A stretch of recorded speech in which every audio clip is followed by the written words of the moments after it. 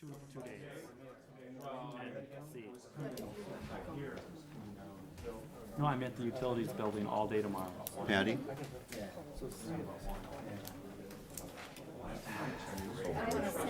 It would be hard for me to pull everything together tomorrow based on.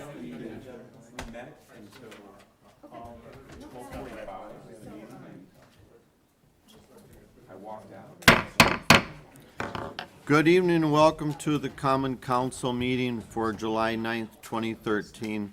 Clerk will call the roll, please. Markham. Here. Sedlacek. Present. Jarvis. Here. Hanson. Present. Anderson. Present. Fernsler. Here. Nelson. Here. Williams. Here. For the record, let it show that we have a quorum. Next item is the pledge. Please stand. I Pledge allegiance to the flag of the United States of America and to the republic for which it stands, one nation, under God, indivisible, with liberty and justice for all.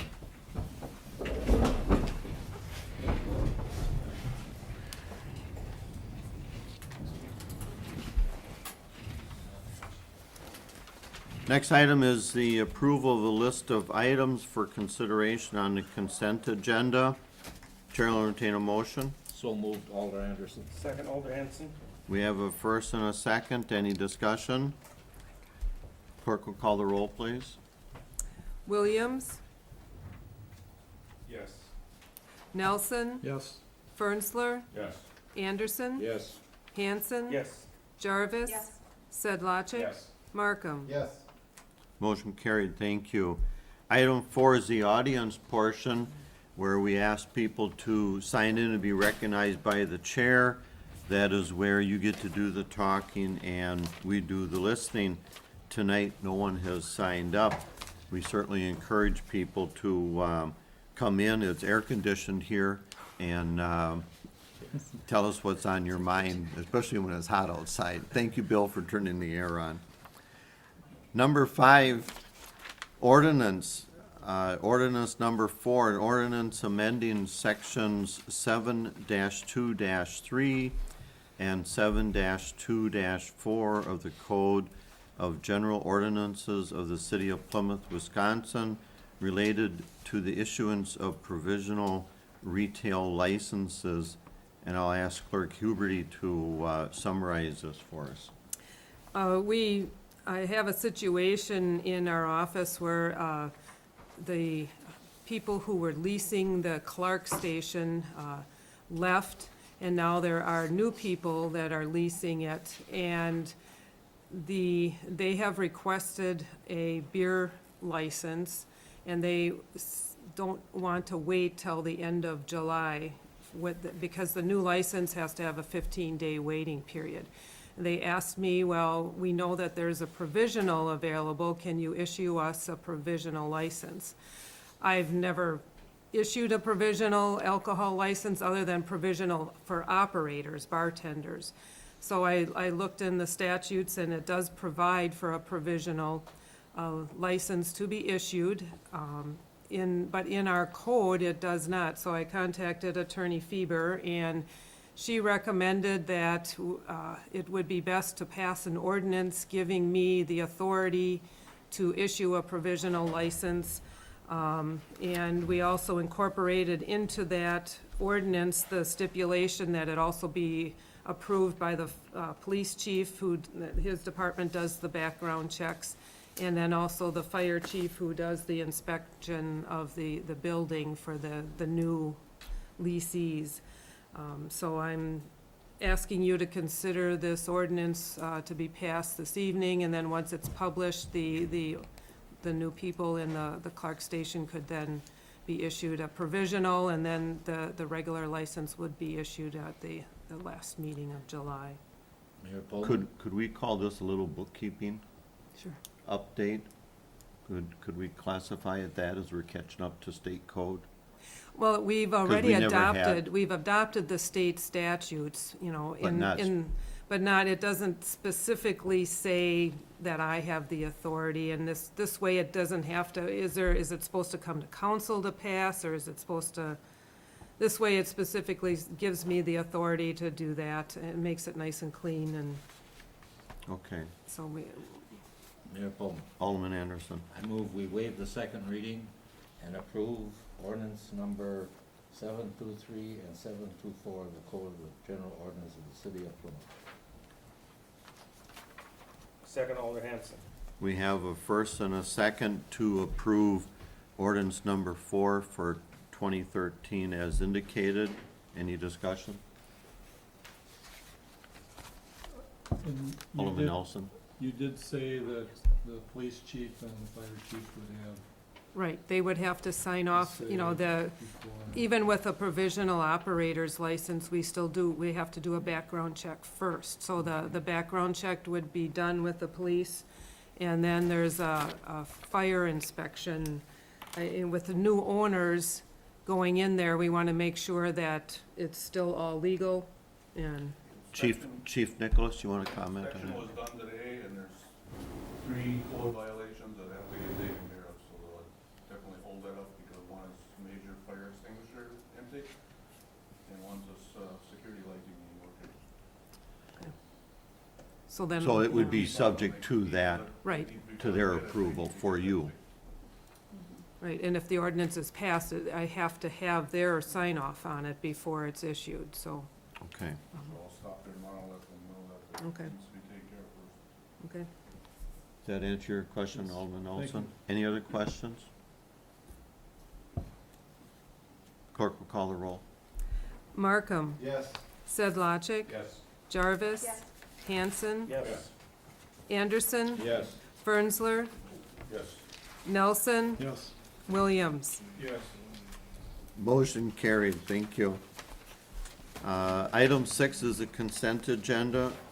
Items A through F, Chair will entertain a motion to approve. Alder Nelson, motion to approve. Second, Alder Jarvis. We have a first and a second, any discussion? Clerk will call the roll. Jarvis. Yes. Fernsler. Yes. Markham. Yes. Hanson. Yes. Nelson. Yes. Sedlacek. Yes. Anderson. Yes. Williams. Yes. Motion carried, thank you. Item 7 is not needed. Item 8, new business. 8A, approval of youth center agreement with community education and recreation for the 2013-14 school year. Administrator Jurgis, you want to give us a Sure. brief summary and the effective date on that? Sure. For the last school year, we entered into an agreement with Community Ed and Rec to run a program at the youth center. That agreement was only for a 1-year period, and we agreed to take a look at it this summer and discuss whether we were going to extend that agreement. And Community Ed and Rec would like to extend the agreement, but they've also indicated that they would like to take over the cleaning of the facility, as well as check up on rentals after park rentals for the facility. Right now, we pay $100 a week for cleaning services to a third party, and so that $5,200 would be moved over to Community Ed and Rec, and they would be responsible for cleaning the facility. In addition to that, there's about $450 in labor costs related to having a city staff member check up on the facility after rentals. That money would also move over to Community Ed and Rec. So overall, it's a cost-neutral proposal. It provides additional funding to Community Ed and Rec, but they're also taking on additional responsibilities related to cleaning and checkup on the facility. They will have to work with the clerk's office as well as the Director of Public Works on rentals yet, but we think that the proposal makes sense, and it would extend it for an additional 1-year period. You'll note that the effective date is September 1st. The reason why it's September 1st is so we can get notices out to the third party person doing the cleaning and letting them know that that August will be their last month for cleaning that facility. So the new agreement will begin September 1st and go through August of next year. Chair will entertain a motion. Mayor, I move for a total of $12,650 with Community Ed and Rec. Second, Alderman Anderson. First and second, discussion. Yes. Alderman Fernsler?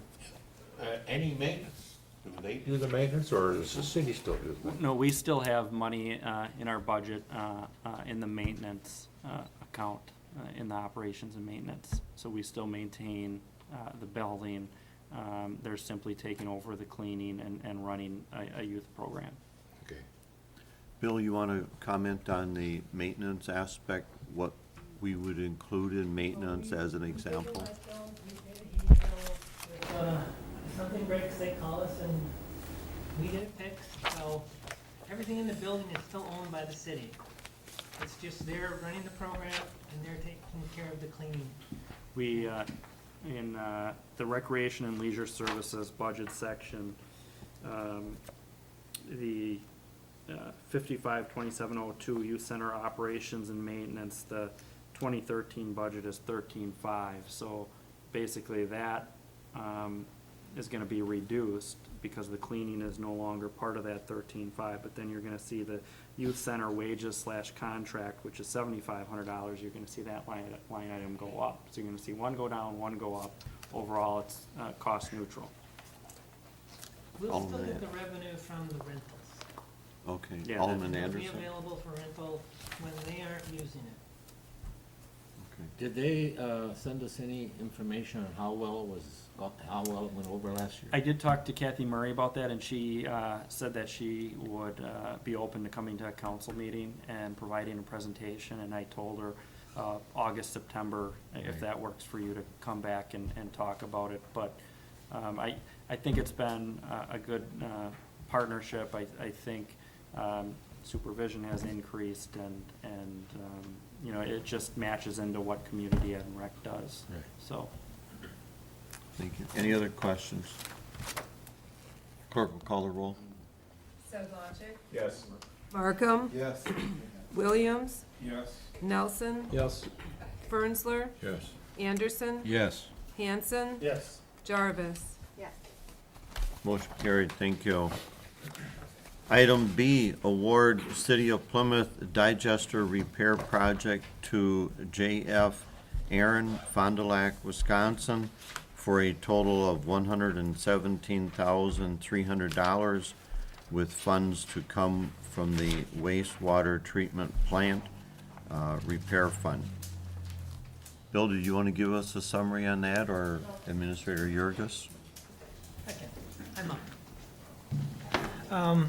You got my memo, I believe.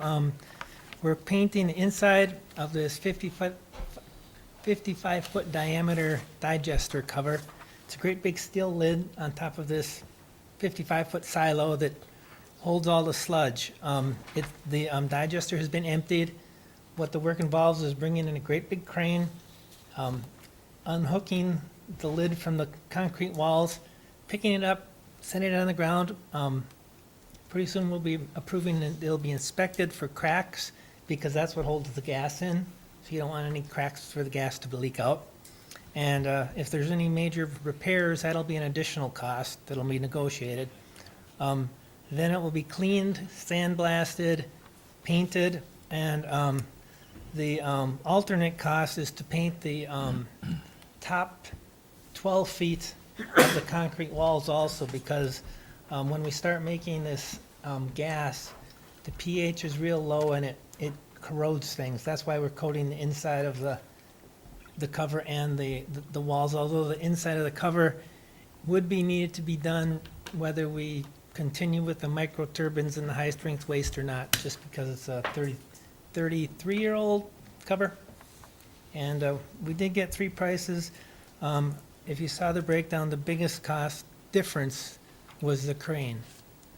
And I'm not quite sure why some were so different, but J.F. Ahern has done a work at the treatment plant. He was one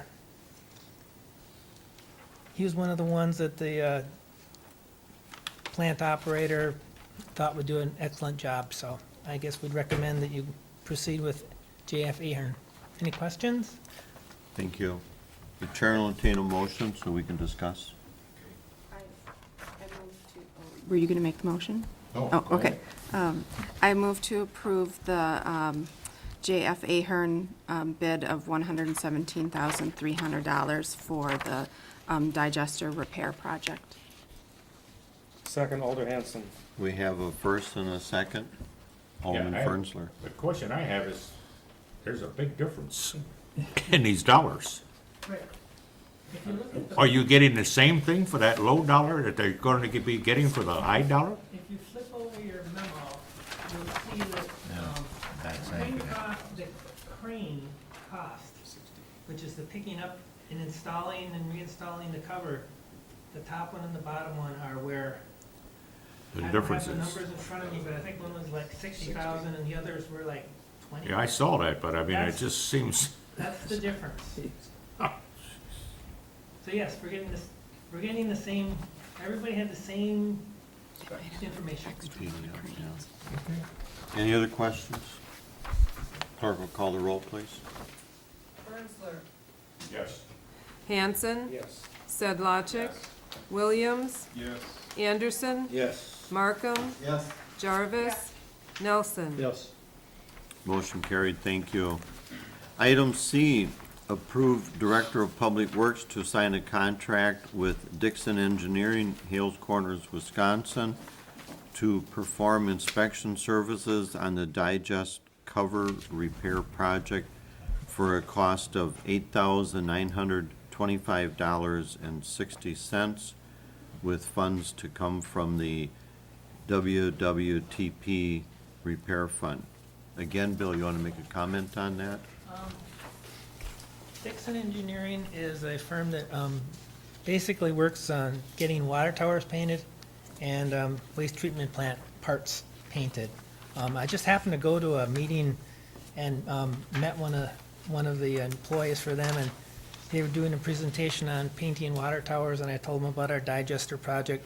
And Mike Pinkowitz had actually talked to this guy probably a month before, so we were both on the same page that that's what these guys do. They were very, very helpful getting the specs put together, selecting the paint and the wording and how the procedure would work. Because this lid is getting, is gonna be painted and won't be looked again for another 30 years until it comes off again, because you can see what it costs to take it off. We want to make sure that this project's done right, and that's what these guys do. They do a lot of inspecting. They'll be here every day it's being coated, and they will be the company that will inspect the lid for the cracks and any other repairs that they might see. So if we're going to do this project, I definitely recommend that we have these guys do it. They have, this isn't like painting a bridge on a highway. This is more of a specialized thing, and this is what they do. So, Thank you, Bill. Chair will entertain a motion. Alderperson Jarvis. Thank you. So they've had experience actually conducting this work before, but not just on water towers. yeah, they've done digesters. Okay. Yes. All right, thank you. Chair will entertain a motion. So moved, Alder Anderson. Second, Alder Markham. We have a first and a second. Any additional questions? Clerk will call the roll. Nelson. Yes. Anderson. Yes. Jarvis. Yes. Markham. Yes. Fernsler. Yes. Hanson. Yes. Sedlacek. Yes. Williams. Yes. Motion carried, thank you. Item D, approve shared savings loan from WPPI Plymouth Utilities for COTS water conditioning in the amount of $2,869. Administrator Yergis, you want to give us a Sure. You summary? have a memo from Frank Barth. He's the Energy Services Representative for Plymouth Utilities. He is a WPPI employee. We have a shared savings loan program through WPPI that provides loans to area businesses to make energy efficiency upgrades. And how that works is 50% of the risk is with Plymouth Utilities, and WPPI takes the other 50% from a risk profile perspective. Normally, well, actually, we've had a couple of these, and I believe in 2012, we finally adopted a policy related to the shared savings loan program, because previously, we didn't have a policy, and there's questions as to where this should be reviewed or discussed. Normally, this would go to the Public Works and Utilities Committee, but Frank noted to me that if this doesn't get done by July 28th, it's going to cost the Culligan water conditioning service an additional $500, and because of the loan was so small, I put it directly on the council agenda for discussion purposes. And so the loan amount is $2,869, and there is a note that if there was a default, there's some other commitment to community funds that could be used by Plymouth Utilities if there was a default to take care of that loss. Although the payback is pretty quick, over 2 years, and you'll notice that they promptly pay their bills, and there haven't been any issues with outstanding bills. So Frank's recommendation, along with my recommendation, would be to just move forward with approving the shared savings loan with Cat's Water Conditioning, which is the Culligan service. Mayor, I move to approve the $2,869 shared services, or shared savings loan. Second, Alder Hanson. We have a first and a second to approve the shared savings loan as indicated for $2,869. Any discussion? Clerk will call the roll. Hanson. Yes. Jarvis. Yes. Sedlacek. Yes. Markham. Yes. Williams. Yes. Nelson. Yes. Bernzler. Anderson. Yes. Motion carried, thank you. Next item is motion to entertain a motion to go into closed session So move, pursuant Alder to Hanson. Wisconsin 19.851F. We have a first and a second.